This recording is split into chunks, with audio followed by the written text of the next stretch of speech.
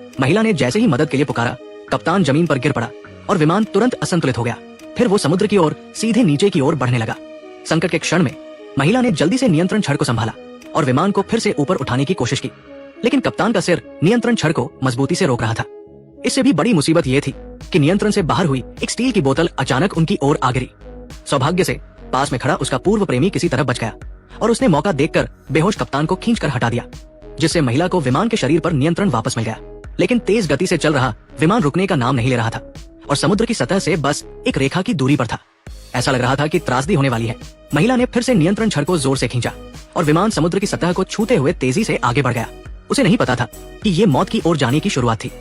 इसी बीच पुरुष ने बेहोश कप्तान को सीधा लिटाया और तुरंत उसे सीपीआर देना शुरू किया, यहाँ तक कि मुंह से मुंह मिलाकर सांस देने की कोशिश की, लेकिन फिर भी कप्तान की जान नहीं बचा सका।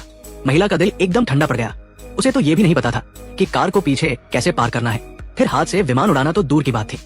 उस वक्त एकमात्र सहारा शायद विमान का ऑटो पायलट फंक्शन था, लेकिन अगले ही पल वो भी काम नहीं किया।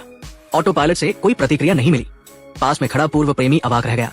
उसे लगा कि थोड़ी सी सस्ती चीजों के लालच में वो एक खराब विमान में सवार हो गया।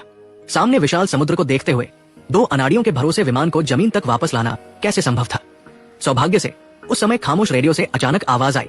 ये टावर सेंटर से संदेश था। महिला ने स्थिति का संक्षिप्त ब्यौरा दिया। उम्मीद थी कि कोई मदद मिलेगी। टावर ने तुरंत निर्देश दिया कि दोनों को पश्चिम की ओर उड़ान भरनी होगी, तभी वे ईंधन खत्म होने से पहले जमीन पर लौट सकते हैं। लेकिन जैसे ही महिला ने यह सुना, उसने अविश्वास के साथ खिड़की से बाहर देखा, जहां पश्चिम की ओर जाने वाले रास्ते में गरजते बादलों का एक समूह बाधा बनकर खड़ा था। पुरुष को महिला की चिंता समझ आई। बिजली से भरे बादलों के उस समूह में कोई गारंटी नहीं थी कि वे अंदर जाने के बाद जिंदा बाहर निकल पाएंगे, लेकिन इसके अलावा कोई विकल्प भी नहीं था। इसलिए महिला ने दिशा बदली और सीधे पश्चिम की ओर गहरे बादलों में उड़ान भर दी। सोचा भी नहीं था कि जैसे ही वे अंदर गए, सामने से आती बिजली ने उन्हें झकझोर दिया। ऐसी गड़गड़ाहट के बीच पूर्व प्रेमी तुरंत डर गया और बोला, मुझे लगता है कि तुम्हें पायलट की सीट पर बैठना चाहिए।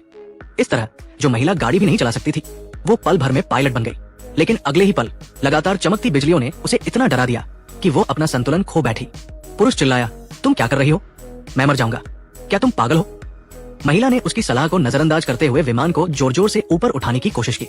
पहले तो ये गलत फैसला लगा, लेकिन अचानक विमान तूफानी क्षेत्र से बाहर निकलकर 10,000 मीटर की ऊंचाई पर पहुंच गया।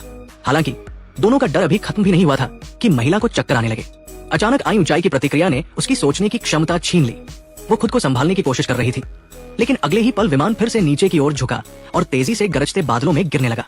पहले पुरुष ने बार बार चेतावनी दी थी कि विमान को इतना ऊंचा नहीं उठाना चाहिए, लेकिन जिद्दी महिला को अब भी लगता था कि ये उसकी गलती नहीं, बल्कि टावर के गलत निर्देशों की वजह थी। झगड़े के बीच विमान ने फिर से खुद को स्थिर कर लिया, और भी सौभाग्य की बात यह थी कि कंपास की मदद से दोनों ने उड़ान की सही दिशा ढूंढ ली। जब सूरज की रोशनी फिर से विमान पर पड़ी तो दोनों ने राहत की सांस ली, लेकिन तूफानी बादलों से गुजरने की वजह से ईंधन का मीटर सिर्फ 5% दिखा रहा था। महिला ने जल्दी से ईंधन टैंक चालू किया, लेकिन इससे पहले कि वे संभल पाते, ईंधन मीटर तेजी से नीचे गिरने लगा।